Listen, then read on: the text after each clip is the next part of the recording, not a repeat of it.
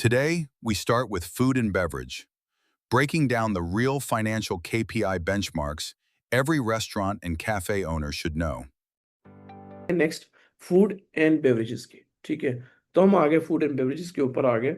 हमने इसमें देखा कि किस तरह अगर आप रेस्टोरेंट या कैफ़े ओपन करते हैं, अगर ओपन करना चाह रहे हैं इन फ्यूचर, तो उसमें क्या होता है कि आपके पास उसकी कॉग्स जो आ जाती है, कॉग्स जो नॉर्मल कंसिडर की जाती है, वो होती है 28 to 30% फूड के लिए। बेवरेजेस के लिए आपके पास आती है जी यानी 20 to 30%। सही है। लाइकवाइज अगर आप आए, ठीक है, आप आए इसमें ग्रॉस प्रॉफिट मार्जिन के अंदर, तो 60 to 70% होता है। मीन्स अच्छा प्रॉफिट है ये।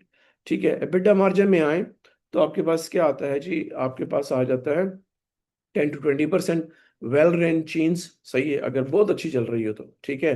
और अगर इंडिपेंडेंट हो कोई रेस्टोरेंट या कैफे, तो उसके अंदर 5 to 10% आ गया।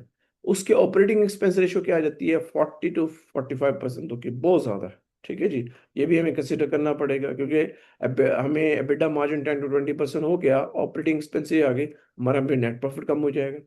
तो केपीआईज के लिए क्या होते हैं, टेबल टर्नओवर, जैसे मैंने आपको पहले बोला कि टेबल के ऊपर मेजर किया जाता है। एवरेज ऑर्डर वैल्यू, ये भी एक केपीआई होता है। Food cost and labour cost percentage, ये भी एक केपीआई है। और इसी तरह कस्टमर रिपीट रेट, ये भी होता है। तो डिफरेंट एपीआई केपीआईज हैं जो कि हमें कंसिडर करते हैं। और ये मैंने बात की आपको एफ एंड बी की, रेस्टोरेंट्स एंड कैफे की बात। ठीक है जी। नेक्स्ट आ जाते हैं हम केपीआई। तो अगर आप देखें रेवेन्यू ड्राइवर्स इसके लिए क्या होंगे रेस्टोरेंट्स के लिए, तो वो बड़ी क्लियर आ गई कि भाई अगर रेवेन्यू ड्राइवर्स में आप जाते हैं तो आपके पास क्या आ गया, टेबल, अच्छा, एक कवर्स, टेबल टर्न आ गया, average order value, delivery mix, day day part, यानी कि पार्ट मिक्स। ठीक है। अगर कॉग्स में जाते हैं तो फूड जो है ना वो 28%, 38% बेवरेज की आती है, 20 दी, वो क्या कहते हैं, वेस्टेज, अच्छा, बेवरेज के अंदर 20 to 30% होती है, वेस्टेज 2 to 4। प्राइम कॉस्ट क्या होती है इसके अंदर, food and beverage cost plus labour, वो आपके पास आती है लेस देन 60 to 65% आ जाती है। ऑपरेटिंग एक्सपेंस क्या होता है आपके पास, ऑपरेटिंग एक्सपेंस अगर हम जाएं तो हमारे पास आ गया जी यहाँ पे 22 to 28% including benefits, rent 8 to 12%, utilities 2 to 4, और मार्केटिंग 5 to 10। तो लाइसेंस या overhead cost 3 to 5%, EBITDA 10 to 12%। अब आप ये देखें कि यहाँ पे किस तरह हम परसेंटेज ले रहे हैं एबिटा की। ठीक है, इसी तरह हम ले रहे हैं परसेंटेज नेट प्रॉफिट। ठीक है, हमारे पास ग्रोथ आ गई, सही।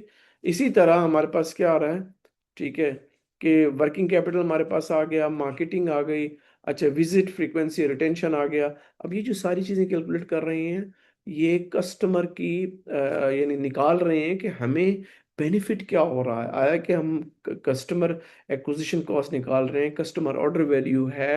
ठीक है, और डिफरेंट उसकी लेयर्स हैं जिस तरह हम सारी कैलकुलेट कर रहे हैं। तो ये जो फैक्टर होते हैं ये आपको काफ़ी ज़्यादा हेल्प आउट करते हैं सब चीज़ें इसको करने में। तो यहाँ से आपको यहाँ से क्लैरिटी होती है इन चीज़ों की।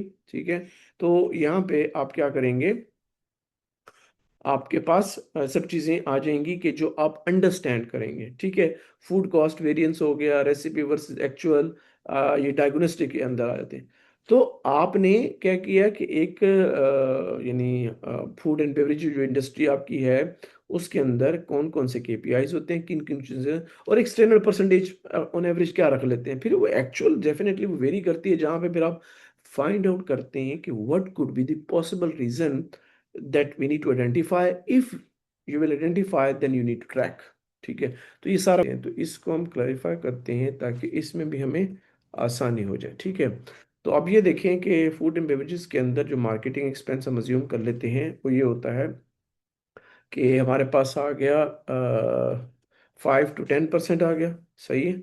अच्छा, वो हमने अज्यूम कर लिया।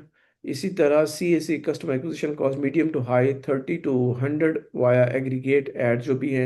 L T V, S C L V जो रिकमेंडेड है 3 to 4 है ऑफ सी एस सी का, और सी एस सी हमारे पास 50 है, एल टी वी हमारे पास 150 to 200 है। ठीक है, एलिस्ट्रेशन के जरिए अगर करें तो cafe with the 5 million revenue, okay, so 400 उन्होंने स्पेंड किया मार्केटिंग के ऊपर, जो उसका 8% बनता है। 8,000 न्यू यानी डाइनर्स एक्वायर्ड, सी ए सी 50 हो गया, एवरेज डाइनर स्पेंड 75, पर विजिट इंटू 4 विजिट, ओके 300 हो गया, और 60% उसका ले लें आप, जीएम ले लें, तो आपके पास क्या आ जाएगा, 180 आ जाएगा, जो कि CLV आपके पास 180 बनेगा वर्सेस CAC 50। तो LTV CAC निकालें तो 3.x हो गया, जो कि बेहतर है लेकिन इतना ज़्यादा अच्छा नहीं है, लेकिन हाया उसी रेंज के अंदर जो कि 3 to 4 था।